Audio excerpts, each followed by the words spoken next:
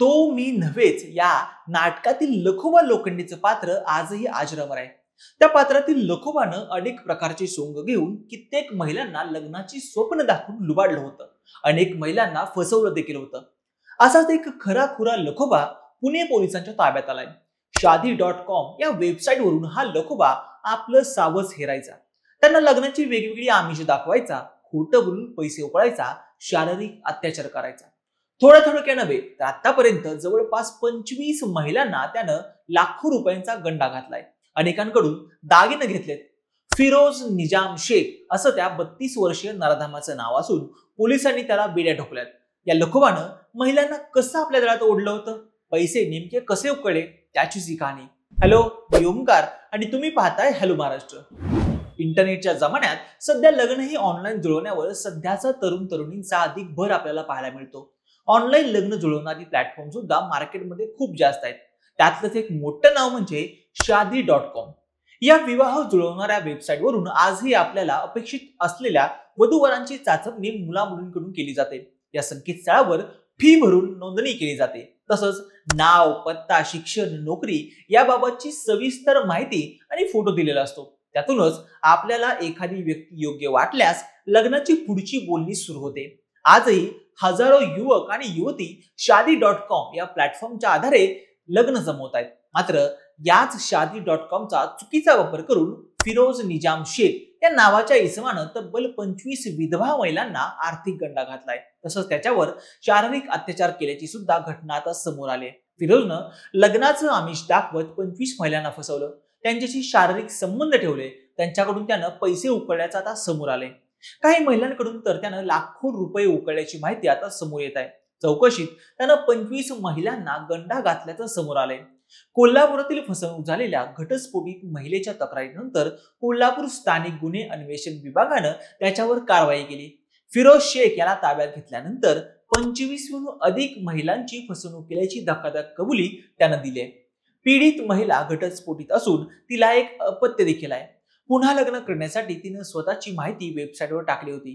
त्यावरूनच फिरोज शेख यानं त्या महिलेचा मोबाईल क्रमांक मिळवून तिला संपर्क साधला. त्यानंतर तो कोल्हापुरात येऊन या महिलेला आणि तिच्या नातेवाईकांना भेटला.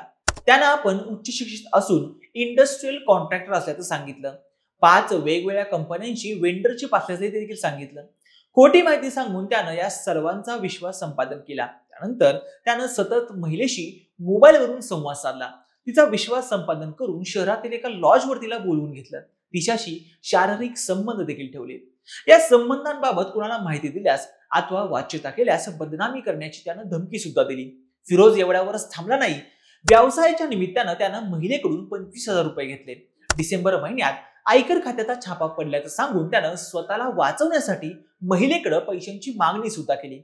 महिलेनं स्वतः जवळील 11 तोळे दागिने आणि 1,69,000 रुपये त्याला दिले. दागिने आणि पैसे मिळाल्यानंतर त्यानं महिलेशी संपर्क टाळण्याचा प्रयत्न केला. महिलेनं वारंवार संपर्क करण्याचा प्रयत्न करूनही त्यानं दाद दिली नाही. सतत उडवाउडवीची उत्तरं तो देऊ लागला. लग्नाचा विषय काढताच आपल्याला ब्रेन ट्यूमर असल्याचं खोटं सांगून तो संबंध तोडण्याचा प्रयत्न करत होता. एकूण सर्व प्रकारानंतर आपली फसवणूक झाल्याचं सदर महिलेच्या लक्षात आलं आणि तिनं जुना राजवाडा पोलीस स्टेशनमध्ये धाव घेऊन फिर्याद दाखल केली.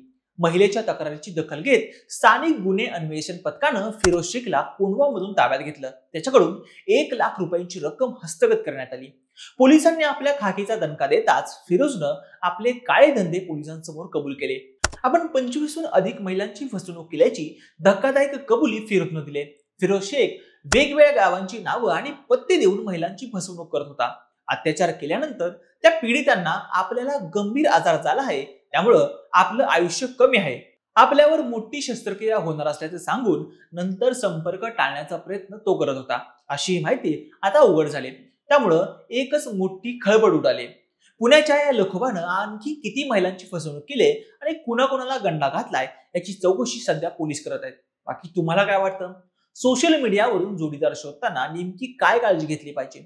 अनोळखी लोकांवर विश्वास ठेवणं कितपत योग्य आहे? तुमचं मत आणि प्रतिक्रिया आम्हाला कमेंट बॉक्समध्ये नक्की कळवा. अशाच नवनवीन आणि माहितीपूर्ण व्हिडिओसाठी आमच्या हॅलो महाराष्ट्र या चॅनलला लाईक, शेअर आणि सबस्क्राईब करायला विसरू नका. व्हिडिओ शेवटपर्यंत पाहिल्याबद्दल धन्यवाद.